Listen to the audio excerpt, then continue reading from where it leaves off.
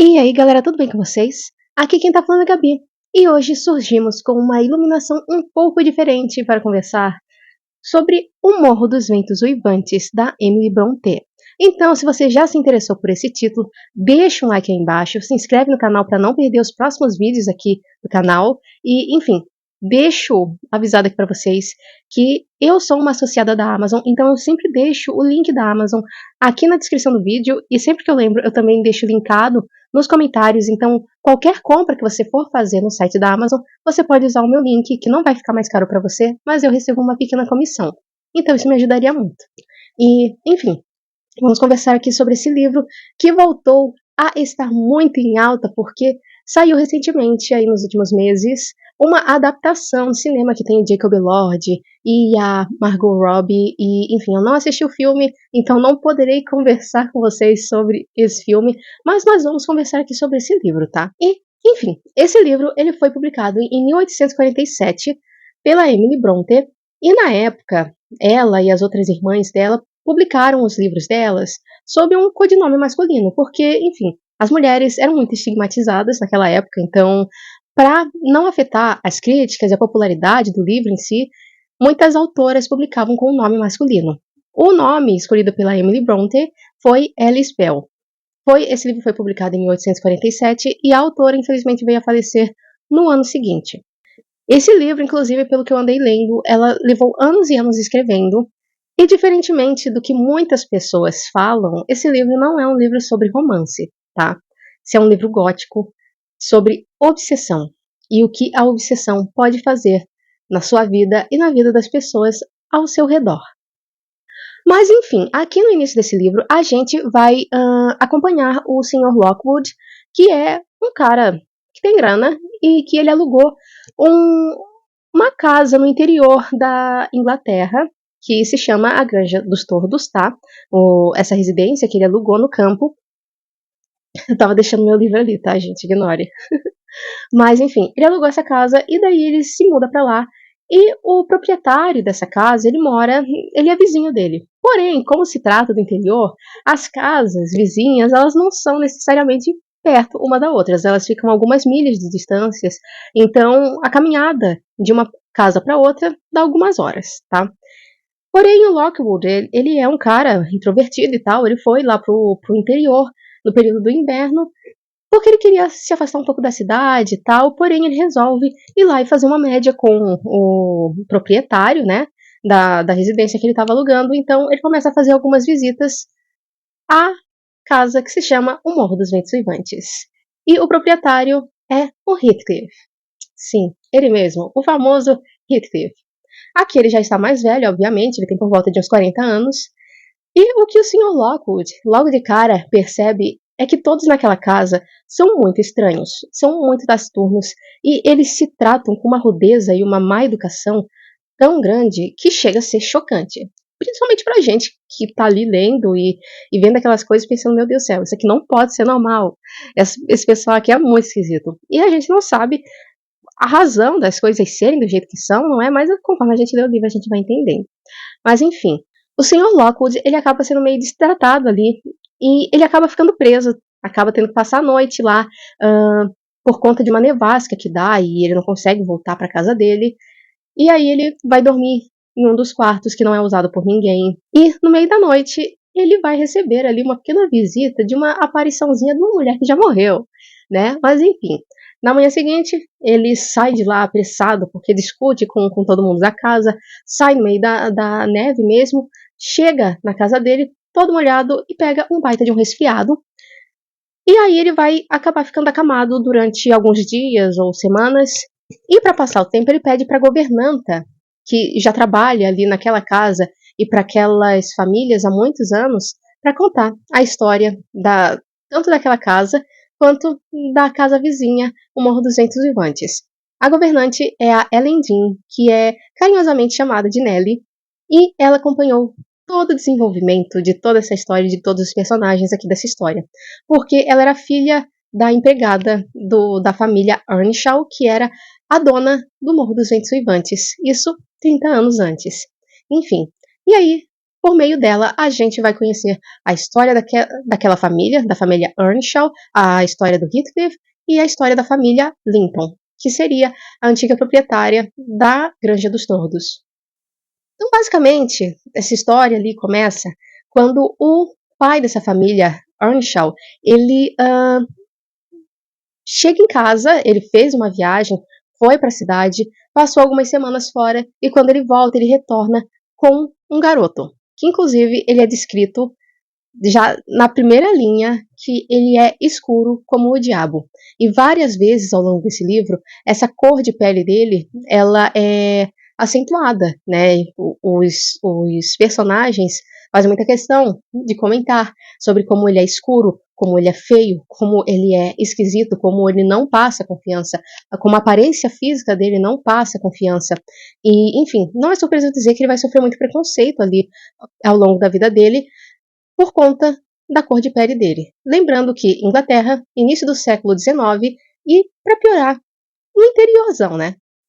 O Heathcliff, em nenhum momento, eu tenho que destacar isso aqui para vocês, é descrito como alguém negro. Ele, muito pelo contrário, ele costuma ser descrito como um cigano de pele escura. Então, tem até algum momento que alguém fala que ele parece uma mistura de algum cigano, um indiano com um chinês ou alguma coisa assim. A etnia dele não fica bem explícita ao longo dessa narrativa, tirando que ele é etnicamente muito diferente de todas as pessoas ao redor dele. Nessa família, Earnshaw tinha o pai, a mãe e 2 filhos, o mais velho e a filha mais nova, que é a Catherine.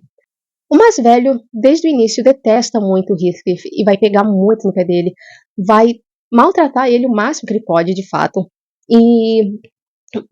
Porém, tudo com certos limites, porque nos primeiros anos, o Heathcliff, ele fica como sendo um protegido do pai dessa família.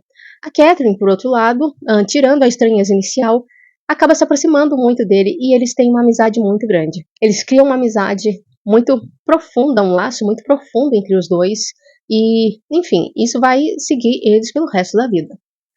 Em determinado momento aqui dessa história, o pai dessa família vai falecer e o filho mais velho vai se tornar o homem da casa e, desse momento em diante, ele vai rebaixar o Heathcliff de protegido a só mais um dos empregados e vai tratar e humilhar ele o máximo que ele puder, tá? Vai tratar muito mal e, enfim. E o Heathcliff, mais pra frente, como a gente vai percebendo, ele é alguém que guarda rancor, tá? Ele é alguém que guarda muito rancor.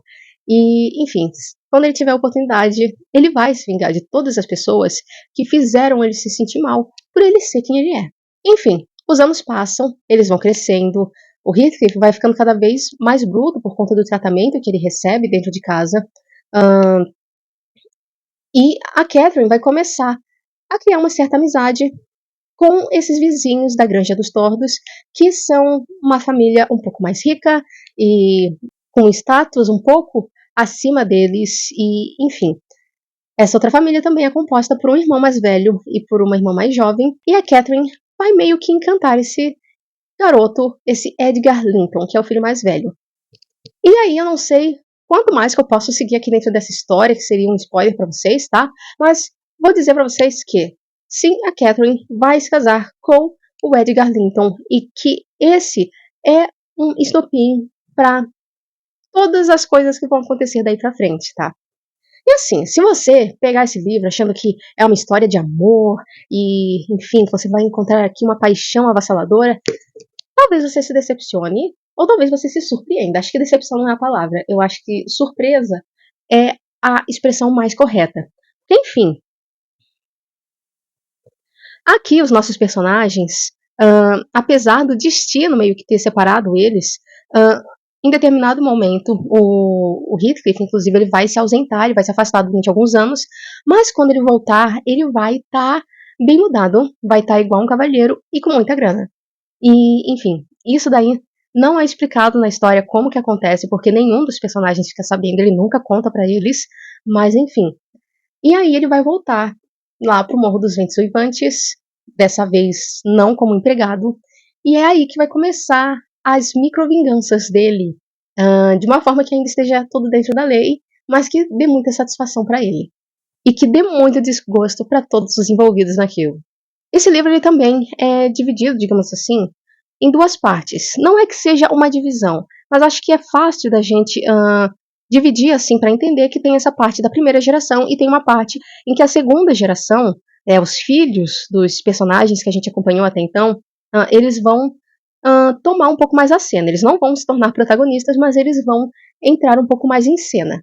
Aqui a gente vai acompanhar como a obsessão de dois personagens ela pode ser destrutiva tanto para eles quanto para as pessoas em volta deles. Um dos personagens aqui, inclusive, vai chegar a quase enlouquecer, tá? Por conta desses pensamentos obsessivos, e o outro vai se comprazer muito em fazer todo mundo sofrer igual ele sofre. Então, enfim, não vou mais aqui ficar contando da história para vocês, mas vamos comentar sobre algumas impressões que eu tive ao longo dessa leitura. Para começo de conversa, que o meu personagem preferido aqui dessa história, me julguem se quiserem, é o Heathcliff, e não porque ele seja um personagem bom, quer dizer, ele é um ótimo personagem, mas não porque ele seja uma pessoa boa. Ele é horrível, ele é um ser humano detestável, ele é ruim, e ele gosta de ser ruim. E é justamente isso que torna ele tão bom, porque a autora soube descrever uma complexidade ali nele, que tem momentos que ele deixa a gente ter um vislumbre do sofrimento dele. O quanto que ele se martiriza constantemente sobre determinados aspectos que aconteceram aqui ao longo desse livro, e o quanto que ele sofre. Ele é um personagem que sofre muito, mas isso não justifica o jeito que ele trata os outros e o jeito como ele desconta nos outros. Então, ele é um personagem extremamente complexo, porque nele a gente consegue entender algumas das razões dele ser como ele é, mas ao mesmo tempo a gente não necessariamente concorda. E tem momentos aqui que a gente odeia ele, tem momentos que a gente, não vou falar agora, mas que a gente compreende. E, enfim, os outros personagens assim também. Meu segundo personagem favorito, acho que é a Nelly, tá? Ela é a única ali que é uma das únicas personagens que se salva, porque nenhum dos personagens aqui dessa história, tá? É nenhum santinho. Todos eles são ruins, todos eles têm muitas falhas de caráter. E a que mais é boazinha é a Nelly, mas ela também tem momentos em que ela é muito dura com os outros personagens aqui dessa história. Tá errada? Não, mas ela também não é perfeita. E o Harriton também é um personagem que eu adorei aqui de ler. Por incrível que pareça, as duas Catherines, tem a Catherine mãe e a Catherine filha, não gostei delas, tá? Eu acho que eu gostei até menos da Catherine filha do que eu gostei da Catherine mãe. Mas enfim. Aqui a gente vai acompanhar uma história sobre personagens que a gente não gosta, mas que a gente está muito interessado em ver para onde a autora vai nos levar. Assim, o final. Não vou nem falar se é bom, se é ruim, se é triste, se não é. Mas posso falar que eu gostei, tá? Eu me senti satisfeita com esse final. Eu tenho uma história aqui com o Morro dos Ventos Uivantes, que talvez vocês não saibam, mas eu já li esse texto aqui anos e anos atrás, lá para 2019, 2018, eu era bem novinha, e eu li. Porém, depois de eu ter lido o livro, que eu peguei emprestado com uma amiga minha, na época, inclusive, que eu estranhei, mas enfim, eu li na edição dela, e depois eu vim a descobrir que era um texto adaptado, ou seja, era um texto resumido, tá? Não era o texto integral da obra. E eu lembro que na época eu li, que eu não gostei do livro. Eu não vou falar que eu detestei, porque eu não cheguei a detestar, mas eu desgostei bastante dele, e com o passar do tempo eu fui criando um certo ranço. Porque todo mundo falava tão bem, mas tão bem dessa história, e eu, sabe, não tinha gostado. Mas como eu sabia que eu não tinha lido o texto integral, eu tinha pra mim que eu precisava pegar o livro pra ler o original e saber a história real, né? Enfim, eu até pensei em botar esse livro aqui na lista de livros para eu ler esse ano, mas eu já estava me enrolando há tanto tempo para eu ler ele que eu pensei, cara, quais que são as chances de eu pegar esse livro para eu ler? E daí eu peguei e eu li e eu amei, tá? Eu já gostaria de dar um spoiler para vocês e deixar adiantado que esse livro aqui vai estar na lista de melhores livros do ano. Inclusive, ele entrou na minha lista de livros favoritos da minha vida, tá? Que bom que eu dei uma segunda chance para esse livro, porque o texto ele é maravilhoso. Eu marquei aqui várias passagens, e assim, por mais que os personagens sejam detestáveis a maior parte do livro, a maior parte aqui do texto, Tem momentos aqui que o Heathcliff, mais aqui pro final, tá discutindo com a Catherine e, assim, eu juro que eu virava a cabeça pra trás e dava gargalhada, porque eles estavam sendo tão rudes e imbecis um com o outro que eu não conseguia não achar graça, tá? Eu tenho um humor um pouco questionável, mas assim, eu ri com algumas das discussões e xingamentos, e tem personagens aqui que eles realmente são meio que um alívio cômico. Não é nada escrachado, mas obviamente que toda vez que eles entram em cena é pra você dar aquela risadinha e dar aquela aliviada na tensão. Por exemplo, o Joseph, que ele é um fanático religioso, que é uma pessoa muito ruim, mas ele se acha muito no direito de julgar todo mundo e condenar todos ao inferno na cabeça dele. Enfim, ele acaba sendo um personagem muito divertido. O Harrington também, apesar de eu ter muita pena dele, também é um personagem muito divertido em alguns momentos. Enfim, gente, eu poderia falar muito mais sobre essa história, porém, daí eu teria que entrar em detalhes e dar spoilers que eu não gostaria de dar pra vocês, tá? Porque eu não faço resenhas com spoiler, nunca faço. Então, enfim, às vezes eu penso assim que eu gostaria de fazer resenhas igual a Tati Feltrin faz, que conta praticamente a história do livro inteiro, enfim. Mas eu uso esse espaço aqui para divulgar os livros para vocês e para tentar criar uma centelha de curiosidade em vocês sobre essas histórias. Inclusive, eu costumo trazer resenhas apenas sobre livros que eu gostei muito e que me marcaram de alguma forma. Você já leu esse livro? Ou já assistiu alguma das adaptações?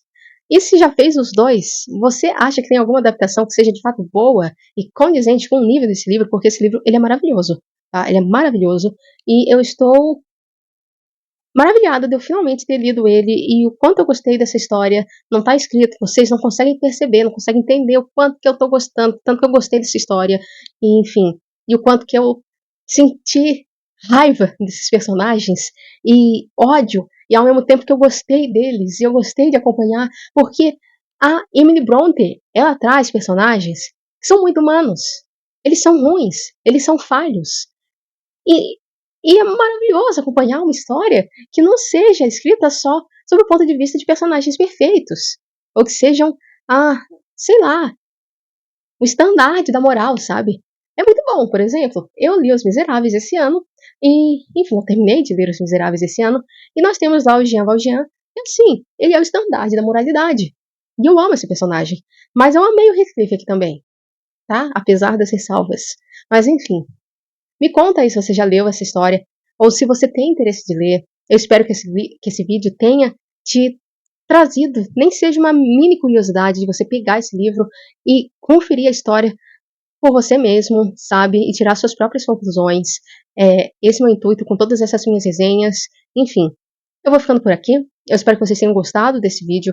Se vocês gostaram, deixem um like aí embaixo e se inscrevam no canal para não perder os próximos vídeos, tá?